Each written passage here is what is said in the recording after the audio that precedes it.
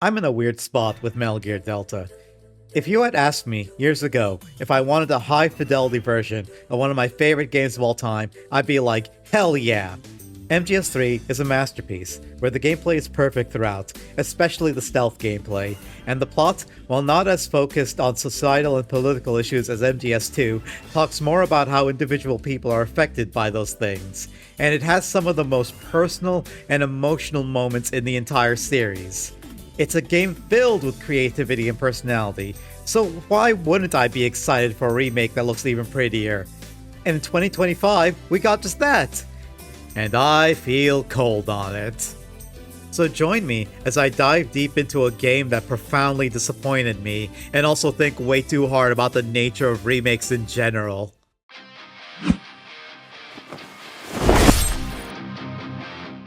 Ever since it was announced, something felt off to me about Delta, and I couldn't really put my finger on it. Everything I saw about the project made me feel more and more apathetic towards it. And isn't this what I wanted? Why did I feel nothing when I saw that first trailer? I couldn't stop thinking about it. There's plenty of remakes I played and enjoyed, like the Resident Evil remakes and the Silent Hill 2 remake, so why was this one different? So I decided to check it out. I went into Delta with an open mind, hoping it would surprise me like those other remakes did, and I was shocked to find out that it's just MGS3.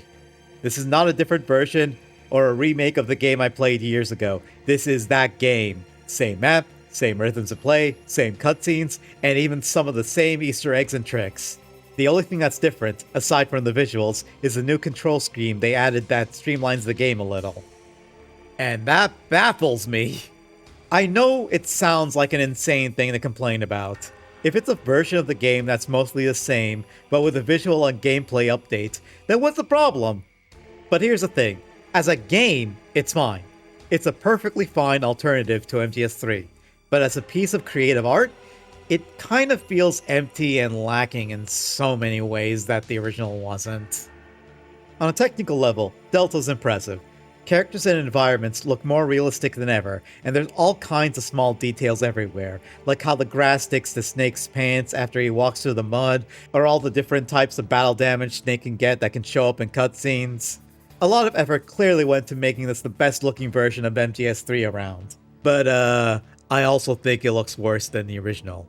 Okay, listen, I know how crazy that sounds, but just hear me out.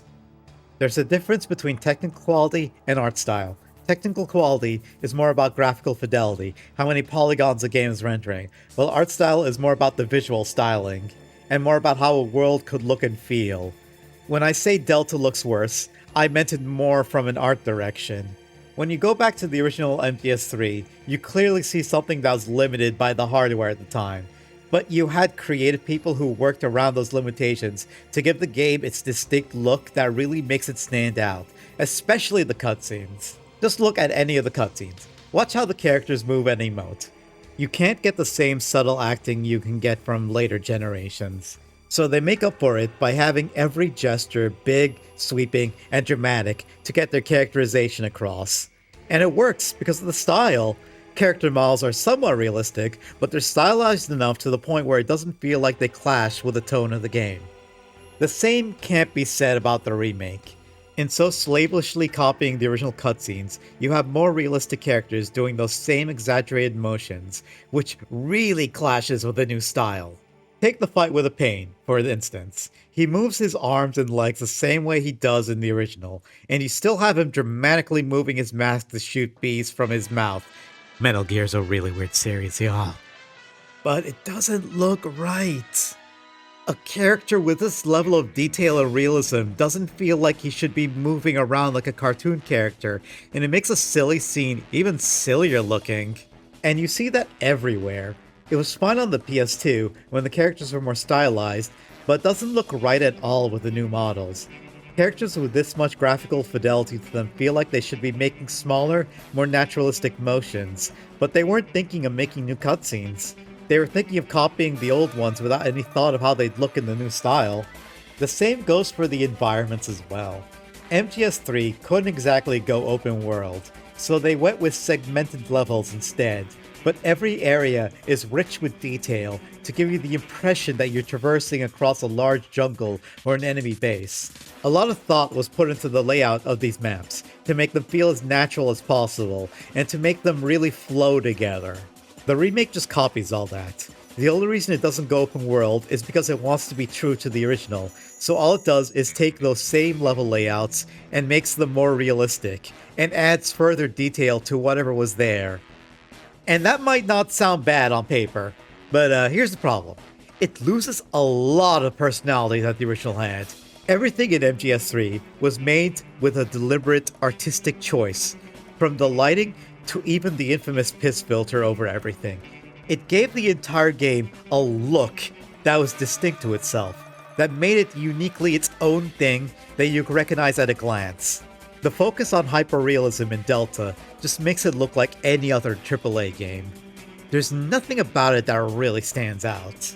I've talked a lot about how the game looks, but I haven't mentioned how the game plays. To Delta's credit, it plays just fine. It provides a new control scheme that streamlines a few things, like adding the ability to crouch walk or a quick swap for camo, but by and large it preserves the feel of the original, which shouldn't be a problem.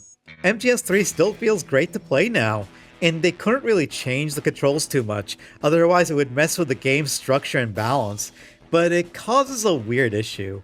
The game looks like a typical AAA production, but it still feels like a game from another generation. Does that mean I want the game to play like any other AAA shooter? Not really. But my biggest issue with all that is that it just shows how the remake has no real creative spark of its own. And that brings us to the biggest elephant in the room, Kojima. His shadow looms over the project, or rather, the lack of a shadow. Even though there were other people involved, to a lot of people, Metal Gear is Kojima, and you can feel his hand guiding the direction of these games to fit his vision. A lot of people still remember the drama surrounding him and Konami too, even after the man has long since gotten over it. I don't envy the people who made Delta, because they were given the impossible task of making a new Metal Gear game without him, and also remaking one of the most beloved entry in the series, so they couldn't really change things too drastically. Everything has to be as safe as possible, keep it as close to the original, take no risks.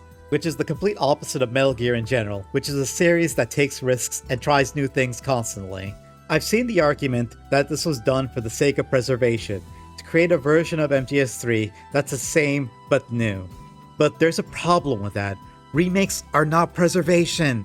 Remakes are, or at least are supposed to be, transformative works. They take an original work and change aspects of it, whether it be gameplay or graphics, to make something new. And it being so prevalent in video games makes me ask myself, do we truly care about game preservation, or do we just pretend to care about it? If we truly cared about it, we'd be calling for more developers to make their games more widely available, with as few changes as possible, instead of asking for them to remake X game. The Silent Hill 2 remake might be a good game, but in a lot of ways, it's no substitute for the original. There's still a lot in that original game that's just done better, and it is by and far the best way to experience it. But the big problem is, there's no legal way to get it. If you want to play Silent Hill 2 for the first time now, your choices are the remake or nothing. Unless they release a better collection, then the original game is just gone, and it sucks. Metal Gear, thankfully, does not have that same problem. Except for MGS4, which is still stuck on the PS3, but that's a different problem.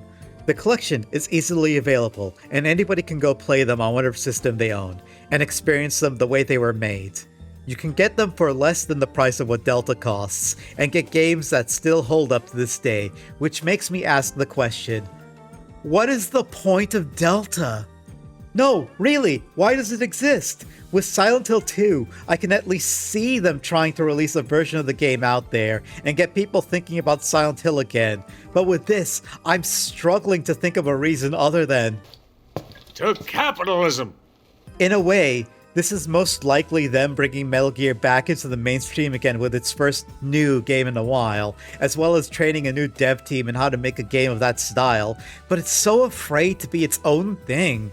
tons of money and time were spent on something that was so creatively boring that lacks all the soul and panache of the original, and I can't think of any reason I would ever recommend this over getting the collection. No matter how much I think about it, I cannot think of any reason why this game should exist. I've seen people call this the definitive version of MGS3, but it's not! It's not like MGS3 is a game that needs to be fixed. And just making the same game but Snake's beard has more polygons doesn't make it definitive. Everything about it feels like a soulless copy that's just an echo of itself. It might sound like I'm against remakes as a concept, but here's the thing, I'm actually not. To me, a remake should not be a replacement for the original work, and should be its own creative thing. If you were to ask me what I think a good remake is, my answer would be the Resident Evil remakes. Each of them take ideas from the original, but are their own work, remixing things, changing the gameplay, and even adding completely new things, like Mr. X chasing you around the police station in RE2. Not everything about them works, but they're still their own distinct games, where the developers aren't afraid of putting in new creative ideas, or even messing with old players in some sections. And if you don't vibe with them, then that's fine, you can go back and play the original versions whenever you want. To me, that's the ideal form of a remake. It's something that takes the original work and tries something new with it. It experiments with the formula or adds things to it, giving old players a new experience and new players a taste of what the series is like. And more importantly, the originals are still available to play. You can currently get RE1 to 3 on GOG, and RE4 is available on pretty much everything. And that is why Delta frustrates me so much. It has no ideas to call its own. You can say whatever you want about the RE remakes, but those games have an identity to them. Delta does not, and it loses so much in just being a direct copy of MGS3. Everything in the original, the controls, cutscene directions, the lighting, and even the yellow filter over everything were deliberate artistic choices, but in trying to be as realistic as possible, all that artistry is lost in Delta, along with all its soul. So why did I spend so much time talking about a game I didn't particularly care for? Because I feel like it's a microcosm of the worst of remake culture. It's a simulacrum of the original work without the parts that made the original special. And while it might be fine as a product, as a piece of art, it makes it boring. What makes art so special is when you see the people who made it put pieces of themselves into it, their thoughts, their ideas, their vision, and a shiny remake can't replicate that. The old things might be rougher, but it's also more human, and it doesn't matter how closely you follow the original script or how many more polygons you add, you can't replicate the humanity that was there, and that's what MGS3 is to me. It's a game filled with soul. Even with all its rough edges, I see a game where artists and programmers put their everything into it to create a game that's become very special to me. It's a game I played countless times, discovering many different tricks and little details on repeated playthroughs, the story and characters that I still adore to this day. There is a confidence to the game that I admire that Delta lacks. Like I said before, Delta is a fine game, but it's also a boring and safe one. You can't replicate MGS3, no matter how hard you try. Even if you're as faithful as possible, something will always be lost. For all the flack Metal Gear Survive got, at least it was trying something, and Revengeance shows that you can make a game without Kojima on the helm and still have the spirit of Metal Gear in it. My hope is that the same team creates a new Metal Gear game with their own spin on it, and even if that results in a failure, I take an interesting failure over something that's safe and competent. Hello everyone, thank you so much for watching to the end of this video. I hope you really enjoyed it. I had a lot of fun working on it, and as you probably noticed, I had a lot of thoughts about this remake. But if you liked what you saw, then, you know, you can help the channel out by doing the whole thing about subscribing and liking the video, you know, if you want. It's really appreciated though. But yeah, thank you again, and, you know, I'll see you all for the next video.